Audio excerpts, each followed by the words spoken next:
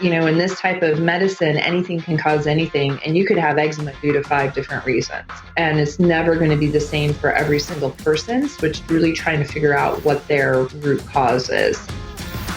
Welcome to the Healthy Skin Show with Jennifer Fugo, where we're flipping everything you've been told about your chronic skin issues upside down and connecting you with alternative solutions your dermatologist never told you about. Welcome back to episode number 62 of the Healthy Skin Show. In today's episode, we are going to talk about the Chinese medicine perspective of chronic skin conditions like eczema. And from what I understand, this also will apply to people who have other skin rash conditions, even psoriasis.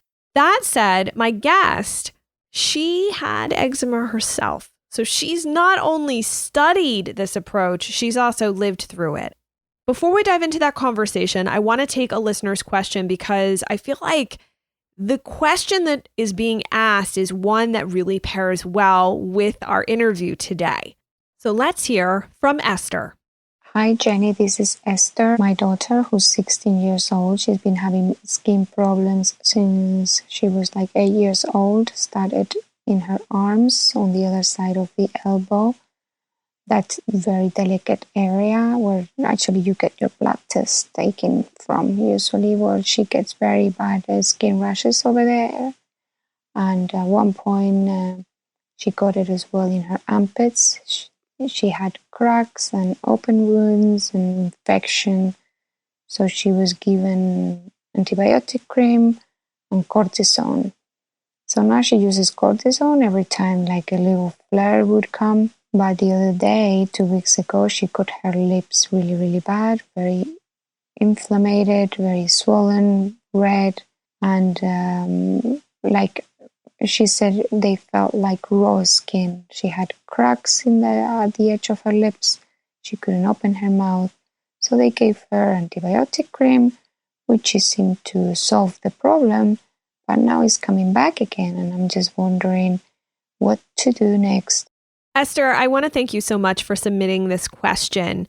I can understand your frustration and your worry of not wanting your teenage daughter to continue suffering like this, but at the same time worrying that you've now got all these medications in play and you want to find something more natural to be able to use on her skin. Now, here's a couple of things to consider. This episode that includes an interview coming up with Dr. Pamela Langenderfer will really be helpful because this will help you look at a skin condition from a completely different perspective. We've talked a lot on the Healthy Skin Show about looking for infections, seeking out issues with liver detoxification, hormone imbalances, all sorts of things. But something I do want to mention to you that could be helpful is that when there are long-standing issues internally, it's not uncommon to see, I'll find at least with a client, a lot of nutritional deficiencies.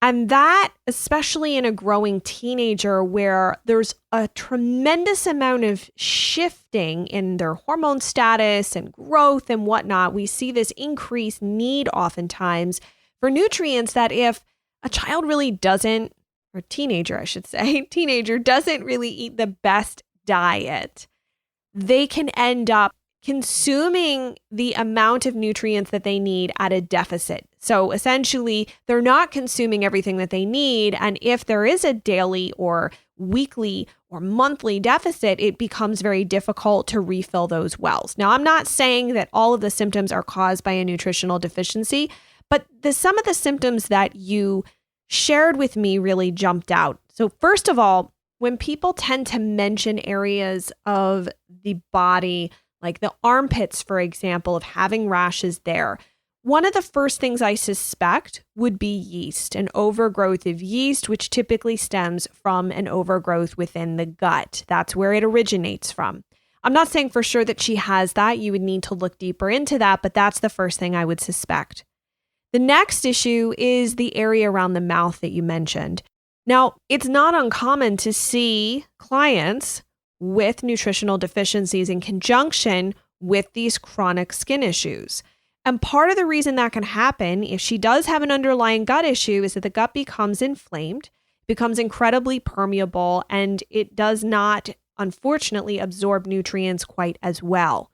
And so that's one way, aside from the fact that if the diet is not loaded, essentially full with the amount that we really, really need, you can then end up with an issue.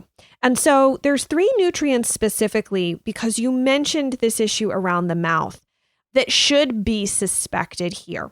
Iron, B2, which is riboflavin, and vitamin B6. Those 3, when they aren't at sufficient levels within the body, play a role in creating rashes that develop around the mouth. And I recognize that you might say, well, but she gets an antibiotic, she gets a steroid cream, and it seems to help and make it go away. But that's just masking an underlying problem. So it would be worthwhile to take a look and see if those nutrients are at an appropriate level for her. The one reason I say that too is that those nutrients are very important. As we grow, especially, we require B6 to do many different things, especially in the liver. B2 is incredibly important for your mitochondria, and iron, well, iron's important for your red blood cells. It helps it carry oxygen all throughout the body amongst the many things that it does. So if I were you, I would, number 1, start to take a look at what's going on with other symptoms that she may be experiencing. Consider that there could be some underlying infections, and look for nutritional deficiencies that could also be driving this issue. I've actually got an excellent article for you that walks you through some of the best conventional testing that you can get for your skin. I'll put that link in the show notes, but know too that you can find it over at skinterrupt.com, just searching for Best Labs. And something else that you can try that's more topical in nature is a product called Indigo Calm Balm. You can purchase it at skinprobiotics.net. It's a cream that some of my clients have used and found to be very helpful, especially those who have developed rashes on the face. Remember, using topical products can oftentimes help get you to a point of managing a certain situation or condition or symptom. It does not necessarily mean that it is addressing the root cause underneath. On the one hand, you get yourself to a point, or your daughter to a point, where she's more comfortable. The second level is to say, okay, what's going on underneath the surface? And one final note about applying any type of topical cream or ointment to your face. If you have rashes around your eyes, and I recognize that wasn't the question asked here, but I also know that some of you listening may have rashes that are actually in the orbital or eye region. Please be aware that you cannot put any type of cream around or near your eye unless it is marked safe for ophthalmic use, meaning that it has been tested and that it's not going to burn or do damage to the eyeball itself. And it might not make sense initially, but everything that's on or around the eye, that will melt and has the potential to go in your eye. And I would certainly not want anyone to end up injured because they put a salve or a cream or anything that they weren't sure was safe for right around the eyes. So just a heads up on that. And the reason I know that is because my dad's an ophthalmologist whom I worked for about 12 years. And we had an awful lot of patients who would use creams and salves and ointments and all sorts of things that were not meant to go around their eyes and would then end up with all sorts of problems. So just be careful about that. Speak with your dermatologist or your doctor, or if you're really unsure, call the company and ask. Oh, and one other thing, we're going to be talking a ton more about the connection between nutritional deficiencies, and very specific nutritional deficiencies, by the way, and these chronic skin issues. So make sure to tune in to the upcoming Eczema and Psoriasis Awareness Week, because that's where we're going to have that discussion. And I am positive that you are going to love this information. If you got rashes in certain areas, they could be directly connected to very specific nutrient deficiencies. So I think you're going to love these interviews. And one other thing, if you would love to have your question answered, featured and answered here at the Healthy Skin Show, head on over to healthyskinshow.com, scroll down underneath the black podcast player, and you'll see a blue bar that says send a voicemail to the Healthy Skin Show. You can click on the link there and record your own message that we will feature on an upcoming episode. All right, I want to dive into today's interview because I think you guys are going to love it. It is with Dr. Pamela Langenderfer, who is an acupuncturist and naturopathic physician at Lakeside Holistic Health, working alongside her husband, Dr. Jerry Bailey, who you heard previously on the show, in Coeur d'Alene, Idaho. In her clinical practice, she blends the art of Eastern medicine with the science of Western medicine to address the root cause of disease rather than just simply managing symptoms. And on a personal note, Dr. Pam is going to share with us her own struggles with eczema, so she truly understands what you're going through. Hi, everyone, and welcome back. Today, I've got a guest with me that I'm so excited to interview. Her name is Dr. Pamela Langenderfer, and she has a ton of experience personally with eczema. So I don't want to go too much into it, but I feel like the things that she's going to share with us today are going to be from both that Western medicine perspective as well as the Eastern perspective as well. So, Dr. Pam, thank you so much for joining us. Yeah, thank you for having me. I'm excited to be here. I know. And so I didn't want to go too much into your story because I think it's only fair that you share your story of how eczema really ended up affecting your life. Well, eczema has unfortunately plagued me since I've been a baby. And I'm probably like a lot of people where I was put on multiple antibiotics as a baby for chronic ear infections, had my tonsils and adenoids removed. And from a very young age, super sensitive. You know, if I took a bubble bath, I'd break out in eczema. All kinds of lotions would burn my skin, and then would always have some sort of eczema rash where maybe my ears were split open or my head was split open at one point. And then as I got older, I was on a lot of steroids all the time, especially as a teenager, because I had developed asthma. And I actually had grown up on a conventional farm in Michigan and was just exposed to a lot of chemicals growing up. And ironically, you would think growing up on a farm that you would eat healthy, but I was very disconnected from my food and didn't realize at the time that I was sensitive to many of the foods that I had been eating. And I had went to naturopath school in 1996 is when I started. And that was really the first time I had ever heard that the food that you eat could actually be impacting your health. And the very first thing I was told was to take out wheat and dairy. And I remember looking at them thinking that they were crazy because how could that possibly be? Because I had those things all the time. But when I was in school, I was living in Portland, and there's quite a bit of mold in Portland. And the compound of mold and stress, and unfortunately, back in the late 90s, everybody was eating soy, and I had started to have a bunch of soy. And my eczema actually was probably the worst it had ever been. So by the time I was finishing school, I was literally covered from head to toe in this eczema, and pretty much was like that for 6 years. And it would kind of ebb and flow. So I was able to put it into remission, and a lot of that had to do with diet, lifestyle, and supplementation. And what's really interesting, too, that I definitely want people to know about is you shared there was a really interesting experience that you would have around the time of your period. Could you talk a little bit about that experience? Yeah, so it was more when I was in my 20s and I was in school. And what I started to notice is that about a week or two, well, probably more like a week or 10 days before my period, it would look like I had this sunburn. My face would be so bright red and would be like this internal sunburn, and then my skin would start peeling. And the whole time I was in school, it looked like I had a mask on my face and my neck. And it would get worse right before my period, and it never really completely went away, but it would calm down right after it. So there was definitely some hormonal link to it.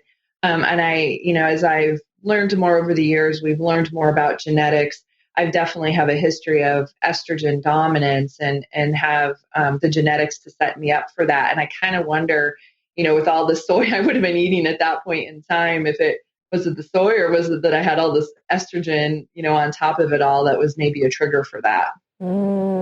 That is super interesting because I've actually heard that complaint a few other times. And I thought, you know what, it might be helpful for people to hear that they're not alone in that experience. And so one thing I wanted to then ask you was, you said something about counting macros. Yes. All right. So let's start this out with somebody who doesn't even know what macros are.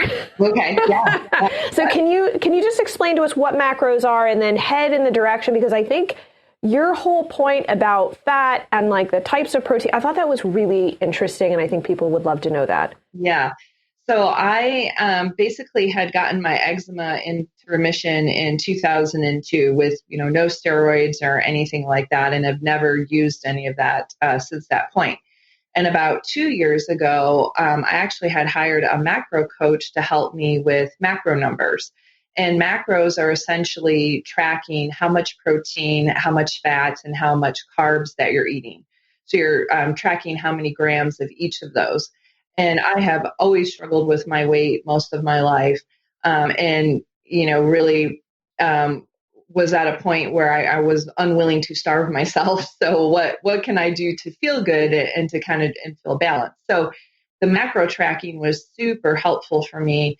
And what ironically happened is that as I lost weight, my eczema came back all around my eyes, and my eyes would be split open. It's like little paper cuts all around them and like bright red, rash around them. And it got to this point that I had lost 20 pounds over the course of 6 months. But even though I lost weight, I looked the worst that I had looked in years. And it took me a bit to kind of figure this out. And one of the things that I kind of had this epiphany on one day was, Sarah Ballantyne, she actually did this good blog post about, should you consume a lot of omega-6 fat if you have an autoimmune disease? And as we all know, eczema is an autoimmune disease. And so what I realized I was doing is that even though I had lowered the amount of fat that I was eating, I started consuming a lot of chicken and turkey. And when you look at chicken and turkey, any of the poultries, they have a ratio of omega-6 to omega-3 of about 10-1. And grass-fed beef has a ratio of about 3-1 of omega-6 to omega-3. So even though there's not as much fat content in the chicken and the turkey, their omega-6 ratio is so much higher. And when you have excess omega-6s from poultry, from nuts, from seeds, it actually can convert into arachidonic acid and it becomes pro-inflammatory. And this started this whole cascade that I got to a point where I couldn't have chicken and turkey for about 4 months. All I could eat was beef and lamb. And even at that point, I had eliminated so many foods, I would still react to, if I would have lamb and peas. And so it changed something in my gut microbiome and in my gut bacteria. And unfortunately, I could not flip it back just with food. It was when I found some certain probiotic strains that I was able to get that into remission. But the types of food that I was also having were higher in histamine. And that was the other thing I didn't realize I was doing. So when you have a skin issue and you're consuming like bone broth and fermented foods, which we're all told to do because it's good for our gut and it's good for our skin, maybe, but when you have high histamine levels in your system and you're really inflamed, it can actually make those things worse. And having too many nuts can make those things worse.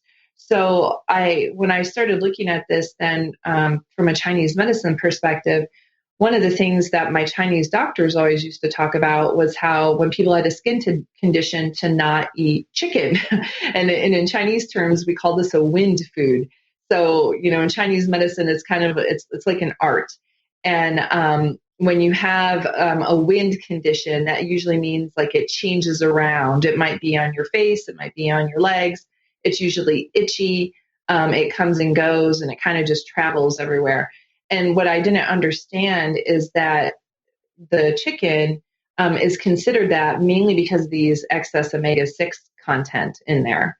And the other piece to the food part of it is, and this I had figured out when I was in school. Back then, what I would have been having a lot of is a lot of garlic. And garlic is a very hot herb, hot food. And when you have a hot condition, which eczema is, there's a lot of fire, there's a lot of heat. When you consume spicy foods, hot foods, it's like you're fueling the fire, and you actually are going to make that worse.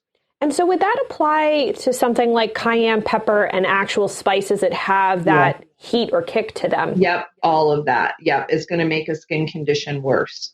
So might have to part ways with the hot sauce for a little while. Yeah, yes, which I don't really like hot sauce, so that was okay. But I was having garlic because somebody told me it was good for me, and I think there's so many times you get in your head like, this is good for me, I need to keep doing it. And no, it may not be good for you. And I think the information that you're sharing is so poignant, because I think we want to believe that there is one way of eating that will just fix everything. Right. And garlic is very antimicrobial. It's good for you. It's got sulfur, except there are instances where it may not be the best for where you are right now. So for somebody listening to this and going, wait, Jen's not a big fan of cutting foods out, because I have to acknowledge that. I want to acknowledge, because the people have listened to me for quite a while. Yeah. Does this have to be forever? That, say somebody has these skin issues and they're working through them and they're like, all right, let me give the cut out poultry a try. Does it have to be forever? Or is this something where they could eventually add it back in? Like, were you able to add it back in? Yes. And this is where I totally get what you're saying, because I've been there. I've been in practice now for 17 years. And I have done the elimination diet, not just with myself and with patients. And what does happen is people take these things out, and then all of a sudden they are reacting to the things that they're eating. And then you take out more and you're left with like nothing. And that's because you have not fixed the terrain. And the terrain is your gut and your gut flora. And so once I got my gut flora fixed, yes, I could put chicken back in. I could actually eat eggs again, because I couldn't even eat eggs at all. I was able to put in most of the foods that I was reacting to, and I do consume them today, but I try to rotate and not have the same thing all the time. And that's kind of the best advice I give to people, is that if you don't want to have to eliminate something, then eat everything, so that way you don't develop an intolerance to it. And just in case somebody's wondering, because I think that, like, you've got me on this omega-6 3 link, and this is really the first time we've ever talked about this on the Healthy Skin Show. What if someone was thinking, okay, maybe I want to focus less on what I can't have, right? Because a lot of times, I don't know if this happens with your patients, but might go, wait, I can't have this. What am I supposed to eat? I don't know what to eat. And they freak out. So if you were to start being a lot more aware of your omega-6 to omega-3 ratio, what are some foods that you would recommend that are higher in omega-3s that they could maybe add in to help crowd out the omega-6s? So that's where you would do like your grass-fed beef, and any type of wild game is going to have higher amounts of omega-3 in them. The fish, of course, is going to have a high amount of omega-3 fats in it. And then also consuming stuff like olive oil, which is actually more of that monounsaturated fat and has some omega-9, that's actually going to be beneficial as well. And I think the key is like not to completely take out the omega-6s, but people have to understand, in our culture, most of the, like if you go out to eat, for example, there's a very good chance that the food is being cooked in some sort of vegetable oil, which is going to be a high omega-6. So we have so much of it in our food supply already. That's why it's so easy to become dominant in it. So I think if you're just more aware of consuming foods that you make, and, it's not, I go out to eat too, believe me, it's not that I never ever, but I try to just be careful and I try to be aware. And if you really want to know if you have a problem, you can actually measure these ratios with a blood test. You can check your omega-3 and omega-6 ratio and see if it truly is off, because it's not for everybody. And that's where I feel like the value of testing can come in, because so many times, I can't tell you, once I started really emphasizing the importance of testing with people, in this type of medicine, anything can cause anything. And you could have eczema due to 5 different reasons. And it's never going to be the same for every single person. So it's really trying to figure out what their root cause is.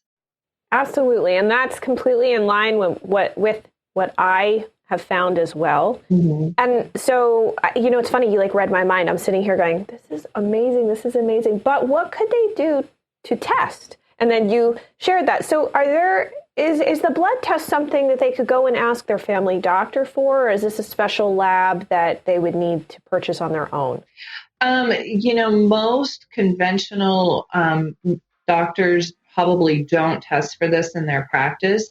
If you're using a functional medicine doctor or a naturopathic physician, then yes, they have access to these through some of the specialty labs.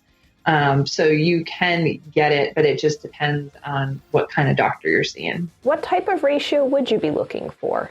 Some of that depends on the lab. So typically the lab will give you a breakdown of the different fatty acids in there, and then they will give you their ratio and tell you if it's more dominant or not. So that's where you would look at the interpretation of the lab that you're using. Perfect. I think that's really helpful, because we know that there's so much that isn't being shared in the doctor's office. Mm-hmm. And part of my goal in having this podcast is to consolidate information that we all have, but we're really not seeing that crosstalk, mm-hmm. where everyone is benefiting from your experience. This is incredible information, and it's something that you don't often see shared. I've certainly, and I'm very aware of the omega-6 to omega-3 balance, but not a lot of people talk about that. And interestingly too, bringing in this whole component of the more Eastern perspective. So, Dr. Pam, I just want to thank you so much for sharing this. And I hope that maybe we can have you back and talk a little bit more about some of the other issues and factors that you see that impact eczema. Yes. Well, thank you for having me. It was great to be on. I hope that you've enjoyed this episode with Dr. Pam. You can find all of the links that we've discussed over in the show notes, but make sure to connect with Dr. Pam over at lakesideholistic.com, also drlangenderfer.com. If you've got any questions or comments about this episode, head on over to skinterrupt.com/062, and we'll continue the conversation there. And you'll also find all of the links for this show. I want to just say thank you guys so much for tuning in. I deeply appreciate your commitment. I can't even believe that we literally have surpassed 60 episodes so far, and you're still hanging in there, and yet we have so much more to cover. Thank you so much for being a part of this community and for sharing the podcast. If you haven't done so yet, rate and review the podcast, and then share. What can I say? Sharing is caring. Thank you guys so much for tuning in, and I wish you a wonderful rest of your day. I'll see you in the next episode.